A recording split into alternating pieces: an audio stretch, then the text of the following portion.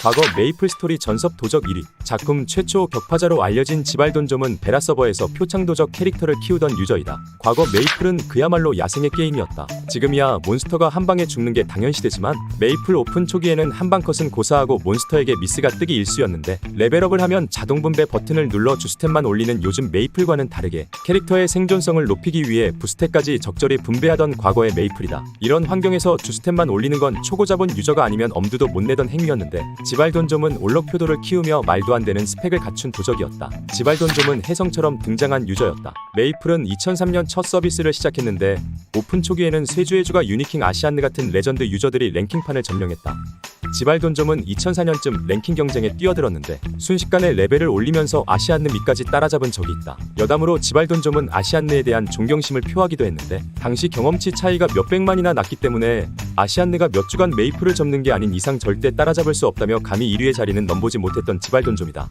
지발돈좀은 PC방 알바를 하면서 캐릭터를 육성했다. 지금이야 음식점 못지않게 바쁜 PC방 알바이지만 당시에는 요리를 해봤자 컵라면이 끝이던 나름 꿀알바였는데, PC방에 눌러앉아 하루 14시간씩 사냥을 했다. 여담으로 당시 PC방 알바로 50만원을 받으면서 일했는데 메이플로만 한 달에 400만원을 벌면서 돈을 쓸어 담은 지발돈좀이다. 당시에 주니어 발록을 잡으면 고렙 장비 아이템을 떨궜는데 채널마다 주니어 발록을 돌아가며 잡으면서 고렙 아이템을 독식해 판매했다. 당시 주니어 발록의 공격을 딱 한 번 버틸 수 있던 유일한 도적이 지발돈좀이었고, 공격을 맞고 바로 포션을 먹으면서 주니어 발록을 사냥해 어마어마한 수입을 번 지발돈좀이다. 당시 짜장면 한 그릇이 2,000원 하던 것을 생각해볼 때 요즘 시세로 메이플로만 1,000만원 가까운 돈을 벌어들인 것이다. 지발돈좀은 베라서버에서 활동했는데 베라서버를 선택한 이유는 그냥 이름이 두 글자인 게 간지나서라고 답했다. 당시 베라서버에서 지발돈좀을 모르는 유저는 간첩 취급을 당할 정도였는데, 2차 전직만 해도 고레벨 취급을 받던 당시 메이플에서 발록을 잡는 지발돈좀의 모습은 그야말로 신선한 충격이었다. 당시에는 유저 찾기 기능을 이용해 유저의 위치를 알 수 있었는데,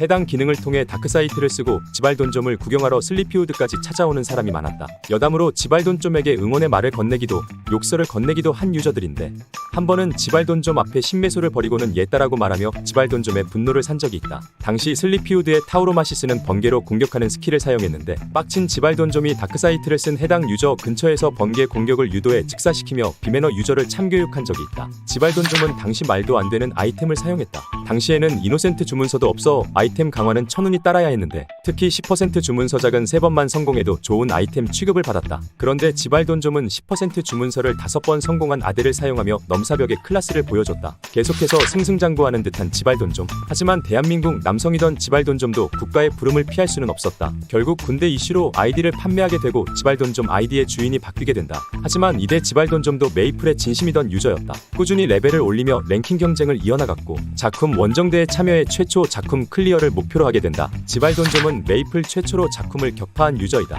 당시 작품은 원정대를 구성해 최대 30명의 유저가 공략하는 보스였는데 24명으로 원정대를 꾸려 최초 작품 격파에 성공했다. 지금이야 1초 컷 당하는 안습보스 작품이지만 당시에는 클리어에만 몇 시간이 걸리며 극악의 난이도를 자랑하던 보스였는데, 11시에 시작한 작품 공략이 2시에서야 잡히며 무려 4시간 가까운 시간 끝에 겨우 공략된 작품이다. 당시 유저들의 최대 관심사는 작품 격파 보상이 무엇이었냐는 것인데, 작품의 투구가 드랍되면서 유저들의 관심을 한몸에 받았다. 누가 봐도 작품이 드랍한 듯한 유니크한 외형에 그 당시 넘사벽의 성능을 보이며 유저들의 부러움을 사기도 했다. 여담으로 작품의 투구는 클리어 보상으로 딱 하나만 드랍되는데, 그 작품의 투구를 지발돈좀이 먹으며 최초의 자투 획득자라는 타이틀을 얻기도 했다. 지발돈좀이 당시 상황에 대해 밝히기를, 작품 피가 1cm 정도 남았을 때 손이 덜덜 떨려서 키보드를 치기도 힘들었고 아이템이 떨어지는 순간 정신이 하나도 없었는데, 지발돈좀의 패신 띨띨이가 자투를 먹어줬다면서 띨띨이에게 무한 칭찬을 보내기도 했다. 지발돈좀은 작품 클리어 이후에도 꾸준히 레벨을 올리며 랭킹 경쟁을 벌였다. 메이플의 레전드 타락 파워 전사와 번개의 신을 제치고 전체 랭킹 2위를 차지하기도 했는데, 196레벨을 달성하고는 무슨 이유인지 몇 달간 잠수를 타 랭킹이 수직 하락했고, 최종적으로 2008년에서야 만렙을 달성하며 전체 랭킹 441을 차지했다. 최근까지도 메이플을 종종 플레이하고 있는 지발돈좀인데 261레벨을 달성하고 유니온 레벨은 8600을 달성하면서 메이플을 즐기고 있다. 여담으로 지발돈좀의 일대 본주 소식도 간간히 전해지고 있다. 투자 관련 업종에서 일하는 게 전해지면서 메이플 하면서부터 큰 돈 만지더니 역시 능력 어디 안 간다는 반응을 얻기도 했다.